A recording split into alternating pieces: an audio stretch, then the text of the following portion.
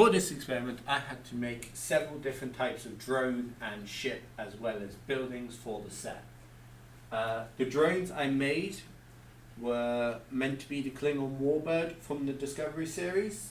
So the first initial version I made was a very flat, square version. There was basically there to test turrets and drone work, GPS stuff. After this version was done and I'd gotten all the information that I thought I needed, I went off to make the set, and then after that I made a somewhat more realistic version of the Klingon Warbird from Discovery.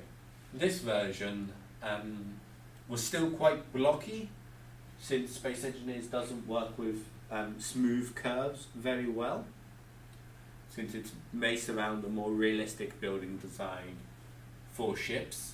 So most ships that we could design are days to go to space, which aren't very curved in all honesty,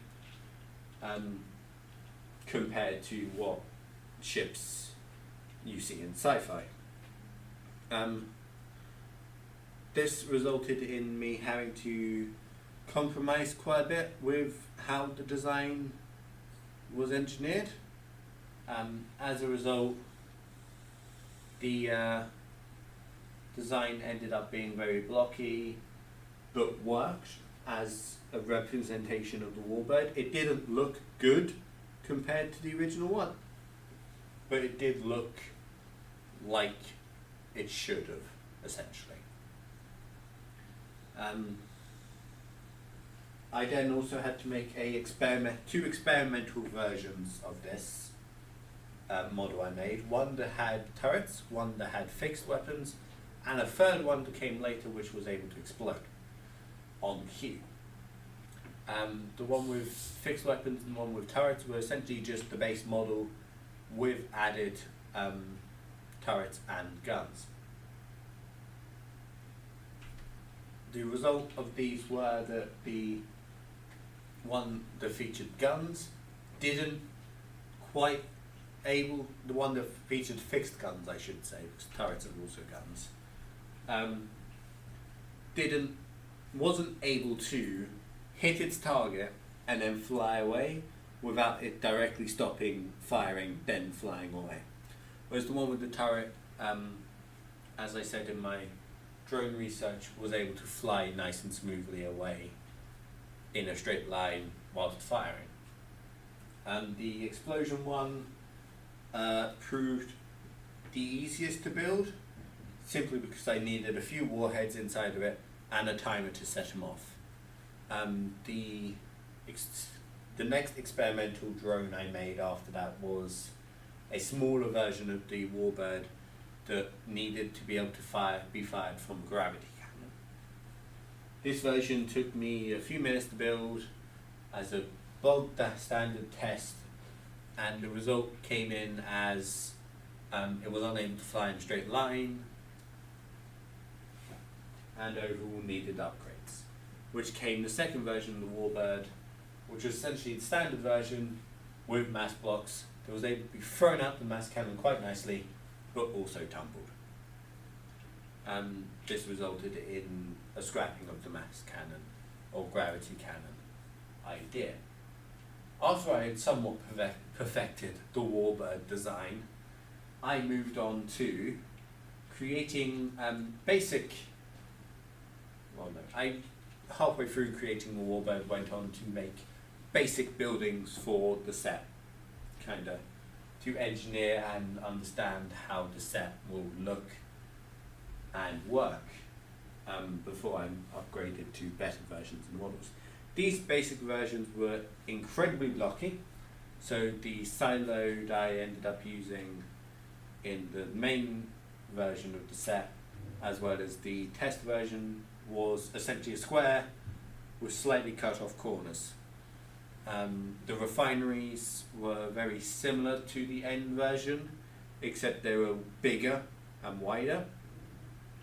And then the warehouses were a lot wider than the last version that I made, and had spotlights inside of them instead of beam lights.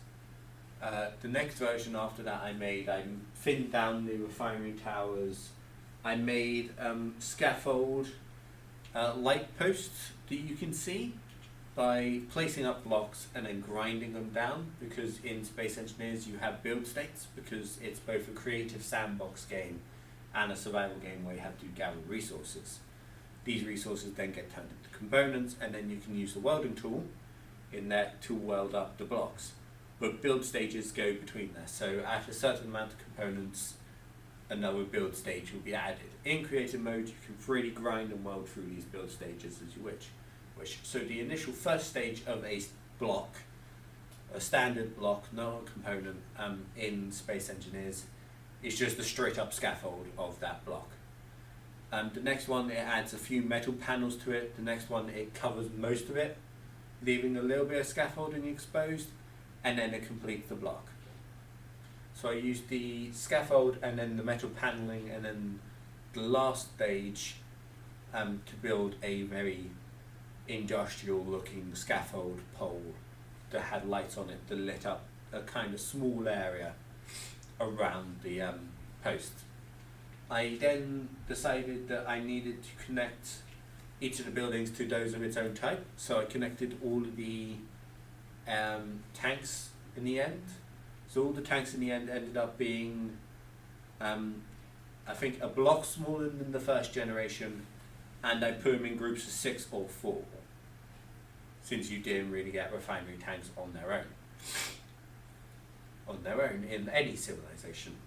I drew a bit from modern civilization where you have fields of tanks rather than one tank or 2 tanks next to each other. I then used the conveyor system, because the conveyor system is essentially tubing that looks like tubing on top to connect them up as if they were actually connected for some reason. From there I used hidden connections that were hidden behind the buildings mostly to connect building types to each other, so that when I access one's control panel to change, let's say, the lighting colors or how intense the lights were on each room, how many lights were turned on at any certain point,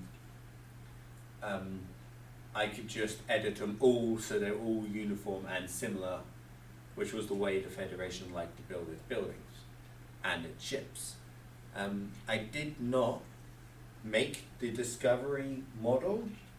The Discovery model was made by a friend of mine and myself during a session online. It was done just after the Star Trek Discovery TV series actually launched. So we saw the Discovery when it got introduced, and we basically went, we want to make that ship. And we, for some reason, decided to make it in small ship form because we really couldn't be bothered at the time to make a huge version in large ship form.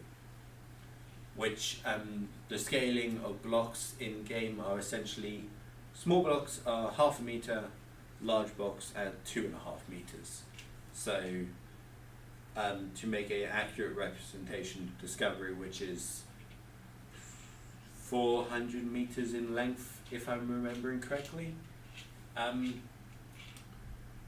it's quite a few blocks to do that, whereas we made a somewhat accurate scale-wise version in small blocks very, very quickly and very, very easily, because we basically halved it, decided that was too big, and then turned it into a quarter of the real size. After I made all the assets and stuff, I basically put them into the set, saw how they worked, went on from there.